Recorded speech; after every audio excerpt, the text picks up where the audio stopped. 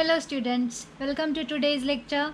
So yesterday we studied about asexual reproduction, okay, different methods of asexual reproduction. Today we are going to see sexual reproduction in plants. In the next lecture I will be doing sexual reproduction in human beings, okay. So first, what do you mean by sexual reproduction? In the last lecture we had discussed the difference between asexual reproduction and sexual reproduction. In asexual reproduction there is only one parent, whereas in case of sexual reproduction there are two parents, okay. Now why there is need for sexual reproduction? Because the genetic variation is essential for adjusting ourselves to the environment. The environment is continuously changing, the atmosphere is continuously changing, the nature is continuously changing. You had studied about theory of natural selection. In theory of natural selection there is survival of the fittest. Do you remember? So the organism which is fit, that means who is able to adapt themselves to the environment, they are able to survive. Okay, so for survival some changes are necessary from generation to generation. This is possible with the help of sexual reproduction. Okay, so what is the significance of sexual reproduction? Genetic variation. That means each and every generation is having some difference from the previous generation. So genetic variation helps the organisms to adjust with the changing environment and thereby maintain their existence. Otherwise they will become extinct. Okay, so to prevent from getting extinct, we have to undergo sexual reproduction. Okay, organisms have to undergo sexual reproduction so that their species remain on the surface of the earth. Okay, now there are two processes in sexual reproduction. Sexual reproduction, there are two processes: gamete formation and fertilization. This is a 3-mark question. It is there on page number 25. It starts from page number 25. You have to write both the paragraphs under gamete formation and fertilization. Okay, so what is gamete formation? It is formation of gametes. Do you remember we had studied meiosis? In meiosis there is a person who is a male and there is a female. In a male, in his reproductive system, its germ cell divides into 4 haploid germ cells. Okay, in case of male it divides into 4 haploid cells. Okay, these are called as gametes. These are called as gametes. Okay, in case of female also it divides into 4 haploid gametes. Okay, these are female gametes. Female gametes. In case of human beings, these are sperms, and in case of female it is ovum, also called as egg. Okay, these terms you might be familiar. So in case of male it forms 4 haploid gametes. One cell forms 4 haploid gametes in his reproductive system, not in any other part of the organism, any other part of the body. This type of cell division does not occur. It occurs only in his reproductive system. So one cell divides into several sperms and one cell divides into 4 eggs. Now how many eggs and how many sperms, that we will see afterwards. First just you understand that in reproductive system the male gamete and the female gamete is formed by the process of meiosis. Now what is happening during meiosis? In meiosis the number of chromosomes are getting half. So if the male is having 23 pairs of chromosomes and the female is having 23 pairs of chromosomes, these are haploid gametes. That means they are having only 23. Okay, it is said to be haploid. Haploid means there is only one set, no pairs. Here they are having pairs. Here there is only 23. So if it is having only one set of chromosome, then it is said to be haploid. Okay, now what is the importance of this haploid? If this sperm fuses with this egg, then this is a haploid, this is a haploid. Haploid plus haploid, it will become a diploid. We are normally diploid organisms. We are diploid means we are having two sets of chromosomes. I have got two sets of chromosomes. One set I got from my father and one set I got from my mother. Okay, with recombinations. That is why I don't look alike like that of my father or my mother. I look different. I have some properties different from that of my father and mother due to the crossing over which take place during the process of meiosis. This we had studied in the last chapter. Okay, so for the time being you have to understand that gamete formation, that is the first process during sexual reproduction, it takes place by the process of meiosis. There are two types of gametes formed, male gamete and female gamete. In male body, male gamete is formed. In female body, female gamete is formed. And these are haploid. They are haploid gametes. Now fertilization. Next process is fertilization. The male gamete fuses with the female gamete to form a diploid zygote. Okay, the zygote is diploid. The male gamete plus a female gamete gives you a zygote. That zygote undergo mitosis to form an embryo, and embryo, it develops into an individual, a small baby. Okay, so first there is a male gamete, there is a female gamete. The male gamete has to fuse with female gamete. It will form a diploid zygote. That zygote divides and redivides by the process of mitosis to get converted into an embryo. That embryo develops into an organism, whether it is a baby of a cat, dog, human being or a plant. Okay, so these are the two processes of sexual reproduction, and this is the significance. Now there are some questions on page number 26. Let's think. The question is, what would have happened if the male and female gamete had been diploid? What would have happened if these were diploid? What would have happened if this was 23 pairs?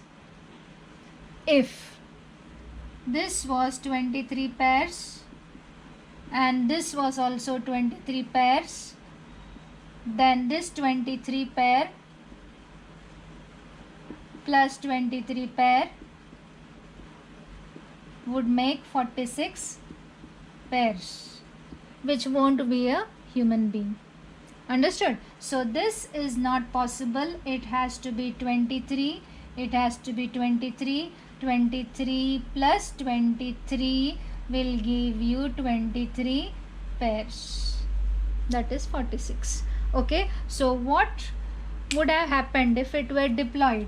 If both an male and female gametes were diploid, tetraploid organisms might be formed. Tetraploid means 4 times.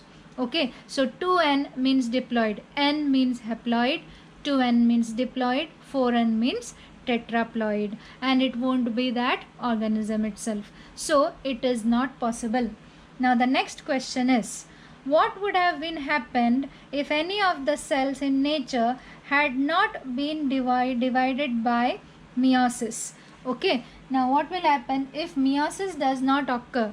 The chromosome number of parents and offsprings will differ in every generation and different species will be formed. So this is the answer for the question, for the two questions which are there on page number 26. You may write these answers on that page itself. These are important questions, they are asked. Okay, so this is about sexual reproduction. What are the two processes of sexual reproduction? Gamete formation and fertilization. This is a 3-mark question. Gamete formation by meiosis, there are two gametes formed, male gamete and female gamete, which are haploid. And fertilization, during fertilization there is fusion of male gamete and female gamete to form a diploid zygote. That zygote, by the process of mitosis, gets developed into embryo, and embryo develops into a new individual. So these are the two processes of sexual reproduction. This is a very important question. Okay, you may write this. Now the next part is sexual reproduction in plants. This is the diagram of a flower. The diagram of parts of a flower is very important. First I will explain the different parts of a flower. Okay, this is the diagram of a flower. There is a stalk at the bottom. Okay, the part which holds the flower together, the parts of the flower together, that is said to be a calyx. The calyx holds the parts of the flower together. Okay, there are four whorls. Whirlpool, you might have heard, that means a whirl, that means a circular arrangement, that is said to be a whirl. The whirl is held together with the help of calyx. So the first one is calyx. After calyx there is the corolla. Corolla is made up of petals. Okay, you might have heard about petals.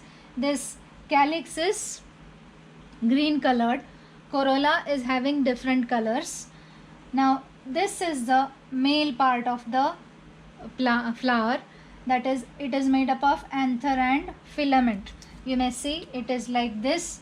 There is a filament and at the top there is a bilobed. That means it is two lobed like this. Okay, it is bilobed. This is a filament, and this part at the center, it makes the female reproductive part of the plant. Okay, this is stigma, this is style, and this is ovary. Okay, this is anther and this is filament. Okay, I will mark that part. This is anther, this is filament, this is stigma, this is style, and this is ovary. Okay, these three parts together make the carpel. Okay, they are together called as carpel, and these two parts together they are called as stamen. Okay, so these are the parts. So in the flower there are two whorls, essential whorls and accessory whorls. Accessory whorls means calyx and corolla are accessory. They are not the main part of a flower. What is a flower actually? Flower is the structural unit of sexual reproduction in plants. So flower is a part for sexual reproduction in plants. Okay, so the flower has essential whorls and non-essential whorls. Non-essential also called as accessory whorls. These two are the accessory whorls. Calyx and corolla are the accessory whorls, and androecium and gynoecium are the essential whorls. Androecium is the male part of the flower and gynoecium is the female part of the flower. Androecium consists of anther and filament. It is also called as stamen. The female part, that is called as gynoecium. Gynoecium consists of stigma, style, and ovary. It is also called as carpel. Now in some flowers there are both male and female part together, that is androecium and gynoecium together. If only androecium is present, then it is said to be a male flower.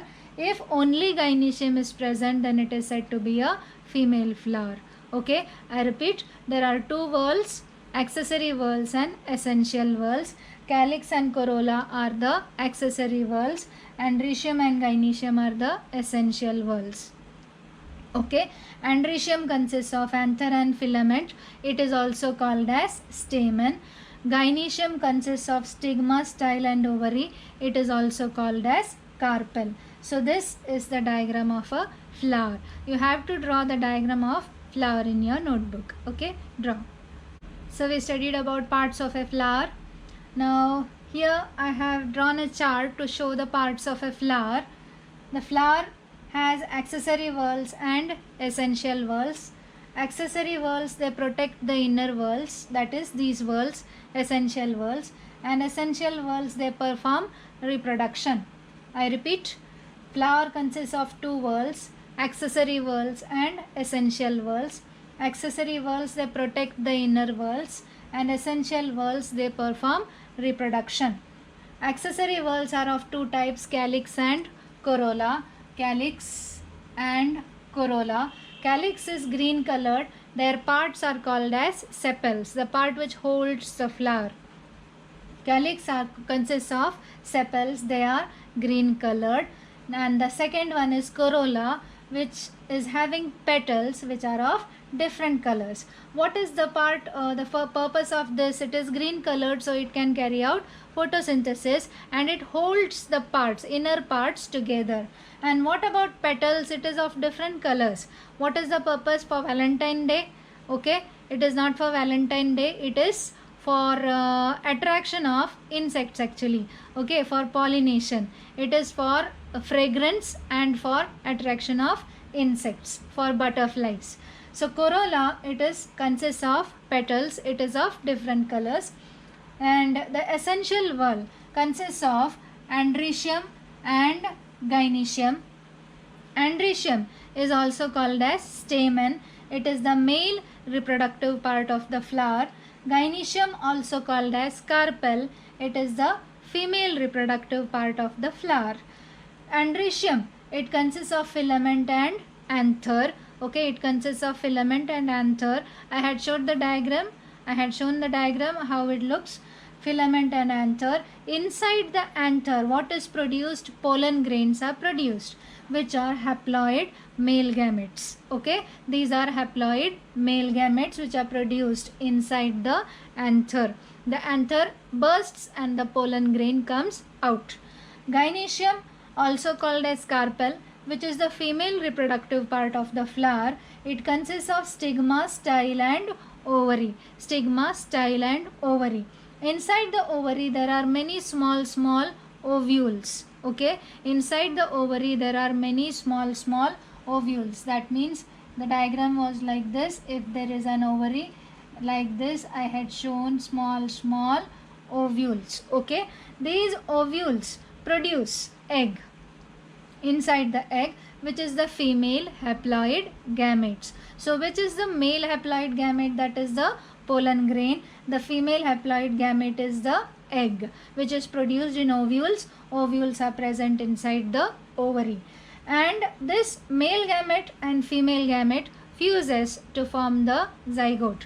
Okay, so there is an embryo sac inside these ovules. There is an embryo sac. The diagram is given on page number 27. There is an embryo sac. I will be explaining it afterwards. Inside the embryo sac, the nuclei are formed by the process of meiosis. There are 8 nuclei formed, 1 haploid egg cell and 2 haploid polar nuclei. These are the important parts inside the embryo sac. The purpose of other nuclei, it is not given in your syllabus. Okay, so ovary, there are many ovules. Inside this ovule, the female haploid gamete is produced. This ovule develops into embryo sac. Inside the embryo sac, haploid egg cell plus 2 haploid polar nuclei are produced. So I repeat: flower, accessory whorl, they protect the inner whorls. Essential whorl, they perform reproduction. Accessory whorls, calyx, they are green colored, they are made up of sepals. Corolla, they are made up of petals, they are of different colors. Essential whorls, androecium, it is also called as stamen, it is the male reproductive part of the flower. It consists of filament and anther. Inside the anther, pollen grains are produced, which are the haploid male gametes. Gynoecium is also called as carpel, which is the female reproductive part of the flower. It consists of stigma, style and ovary. Okay, inside the ovary there are many ovules. This ovule develop into the embryo sac. Inside the embryo sac, meiosis goes on, and after meiosis, haploid egg cell plus 2 haploid polar nuclei are produced. So these are the parts of a flower. Now, as I told you, some flower has both androecium and gynoecium, and some flower have only androecium or gynoecium. Bisexual flower. If both androecium and gynoecium are in the same flower, then it is said to be a bisexual flower. I repeat, both androecium and gynoecium in the same flower, it is said to be a bisexual flower. Example is hibiscus, that is shoe flower. Unisexual flower, either androecium or gynoecium. So in case of papaya, there are two types of flowers, male flower and female flower. Common man is not able to differentiate between male flower and female flower. But if you see in the flower, the androecium and gynoecium, if you are able to differentiate, you can understand. But for us, the male flower and female flower look the same, look similar. Okay, so male flower which is having androecium and female flower which is having gynoecium. Example is papaya. Pedicellate, if the flower has stalk, okay, if this is the stem and there is a stalk and there is a flower, then this is said to be pedicellate. If there is no stalk, then it is said to be sessile. Pedicellate if the flower has stalk, and sessile if the flower is without stalk. Okay, so till this is about the parts of a flower.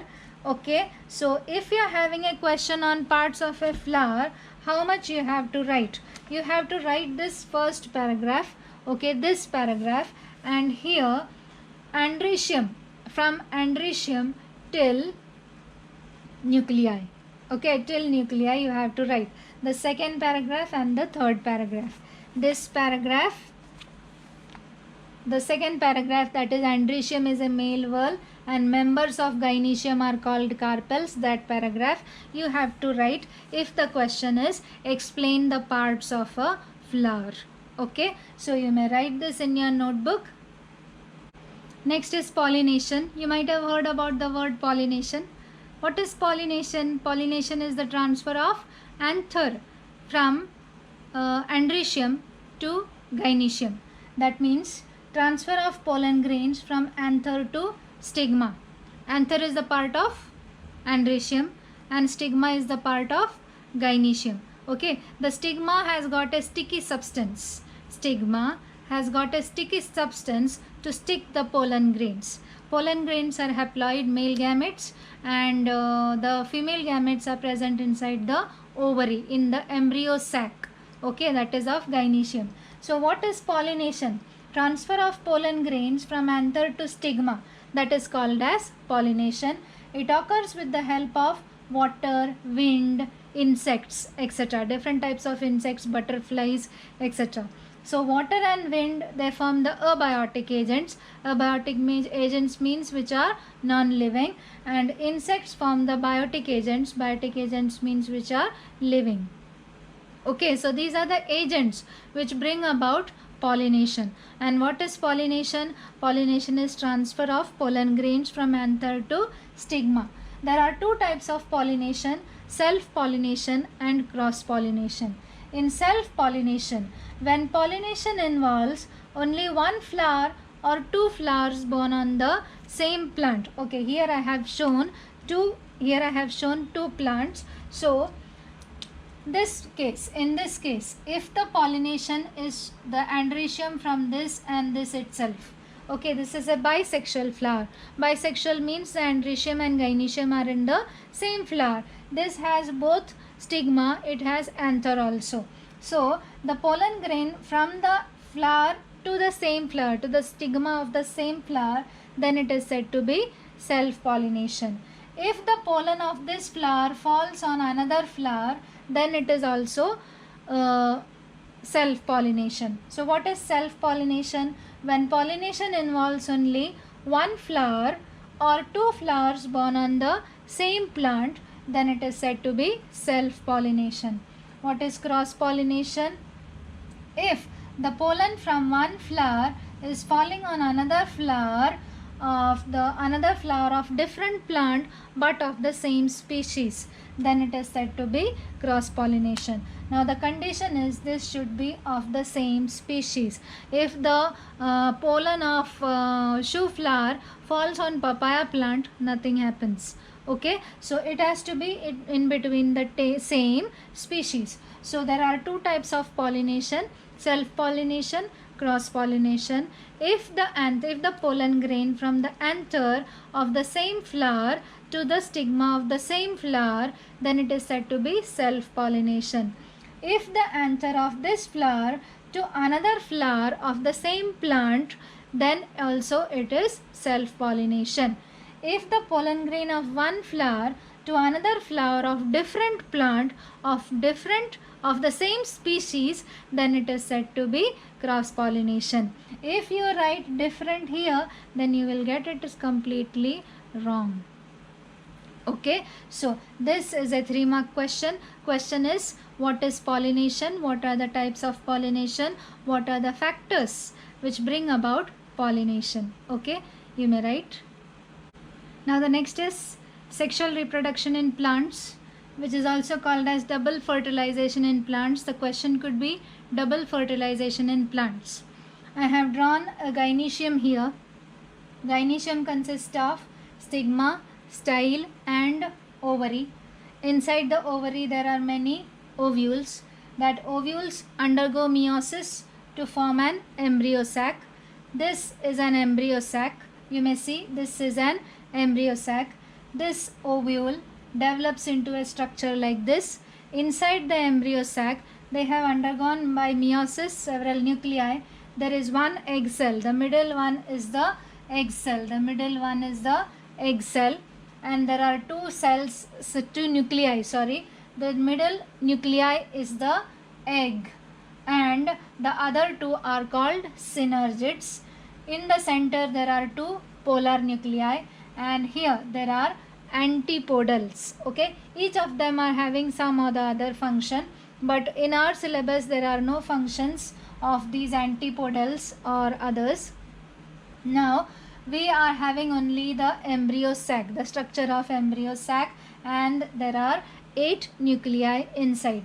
One is egg and the other two are called as synergids. Okay, now what happens? The pollen, during pollination what is happening? The pollen falls on the stigma. Here the pollen has fallen on the stigma. Okay, there are 2 pollen. Okay, the pollen develops a tube inside. There is a tube which is grown inside. Do you remember you had studied about chemotropic movement? Okay, what is chemotropic movement? It is the movement towards the chemicals. These synergids, the synergids which are present inside, okay, which are present inside the ovule, it produces some type of chemicals. Due to those chemicals, this pollen tube will grow towards the towards this embryo sac. It will break this ovary and enter inside the ovule. Okay, inside the pollen tube there are 2 male nuclei. Okay, 2 pollens which enter inside. It comes down and enter into the embryo sac. It enters into the embryo sac. After entering into the embryo sac, one nucleus, pollen, okay, I'll write it as pollen. One pollen fuses with egg to form a zygote.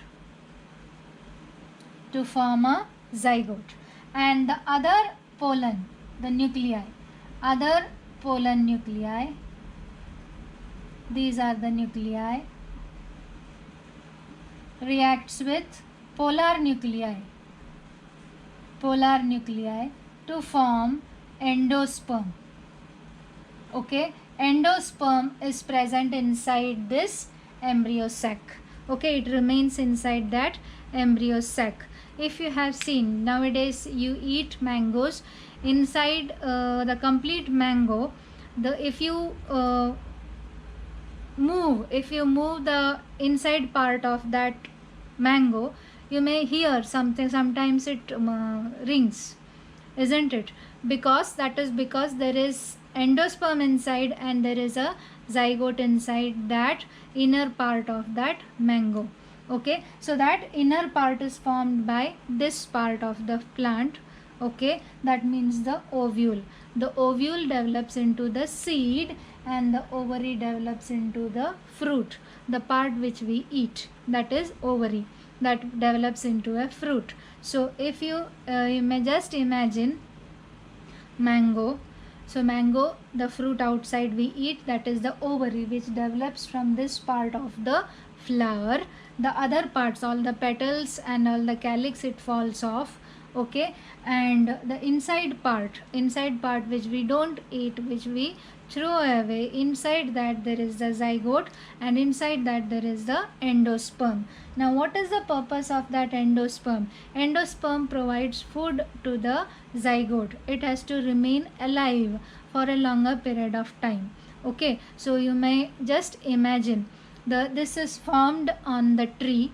From the tree it is taken by us, it is ripened, and after ripening, after several days we eat it, and after eating it, if we put it into the soil, till then there are several days gone.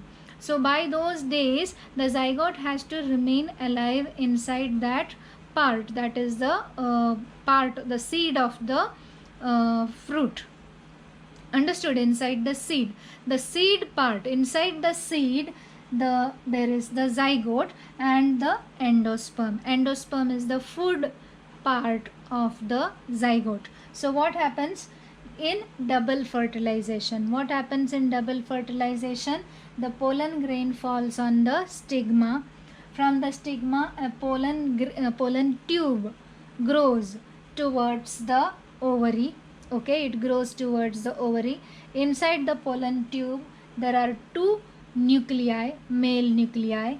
They will go into the embryo sac. Inside the embryo sac, one nuclei fuses with egg to form a zygote.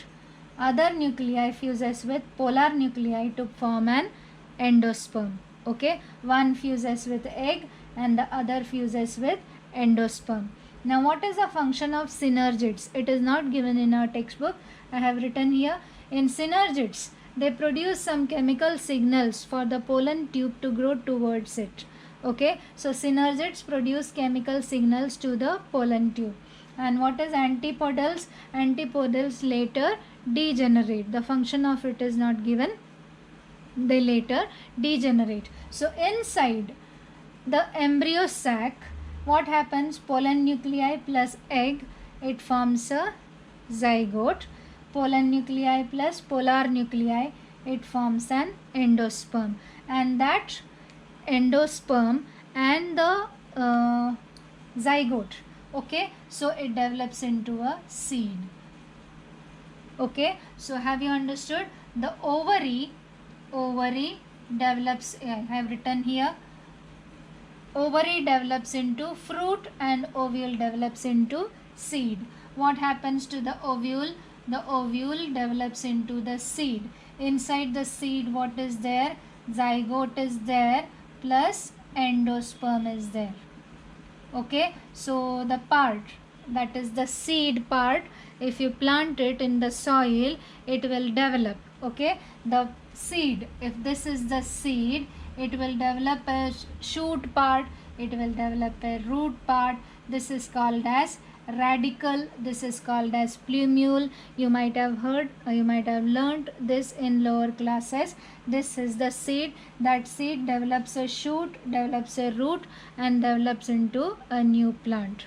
Okay, so how is a seed formed? I repeat, the pollen grain falls on the stigma. From the stigma, a pollen tube grows with the help of chemicals produced by synergids. So inside that pollen tube there are two nuclei, male nuclei, haploid. Okay, they will come into the ovule. In the ovule, it has developed into an embryo sac. In the embryo sac, it fuses, one male nuclei fuses with egg to form the zygote. The second one fuses with polar nuclei to form the endosperm. This zygote and endosperm inside the ovule, it becomes the seed and the ovary gets converted into the fruit. Okay, when the seed under favorable conditions means if it is getting enough amount of water and enough amount of nutrients in the soil, it develops into a new plant. That process is called as germination. That process is called as germination. Okay, now you are having a bigger topic on germination in your higher classes. Now here you may see there are 2 times the fertilization is taking place. What is fertilization? It is fusion of male gamete and female gamete. Here the male gamete is fusing with female gamete to form a zygote. The male gamete is fusing with polar nuclei to form an endosperm. So there are 2 fusion taking place. As there are 2 fusions taking place, it is said to be double fertilization. It occurs in plants. So this is double fertilization. What is double fertilization? The fertilization, that is fusion, is taking place twice, 2 times. That is why it is called as double fertilization. If you are having a question on double fertilization, you have to draw all these diagrams. I have drawn only 2 diagrams. You have to draw all these 4 diagrams, okay, and write from pollination. Pollination occurs with the help of till fertilization, till double fertilization. Otherwise, you may start with stigma becomes sticky during pollination. Pollens germinate when they fall upon such sticky stigma, that is long pollen tube, and 2 male gametes are formed. The pollen tube carries male gametes. Pollen tube reaches the embryo sac via style. Tip of the pollen tube bursts and 2 male gametes are released in the embryo sac. 1 male gamete unites with egg cell to form a zygote. This is fertilization. Second male gamete unites with polar nuclei and endosperm is formed. As 2 nuclei participate in this process, it is called as double fertilization. This much you have to write. Okay? Have you understood double fertilization? It is a very important and easier question. So here we have finished with sexual reproduction in plants. Okay? Now the homework for today is, what is meant by unisexual flower, bisexual flower, pedicellate, sessile? I had written what do you mean by that. It is there in the textbook. You may refer to the textbook. With diagram explain the structure of flower. I had told you how much to write. What is pollination? Explain the types of pollination. For that you may refer to what I had taught on the board. You may write that. With diagram explain double fertilization in plants. For double fertilization you have to start from stigma becomes sticky till double fertilization. With diagram you have to write. Okay, so this is asexual reproduction in plants. You may read several times and understand this part. It is important. Okay, thank you.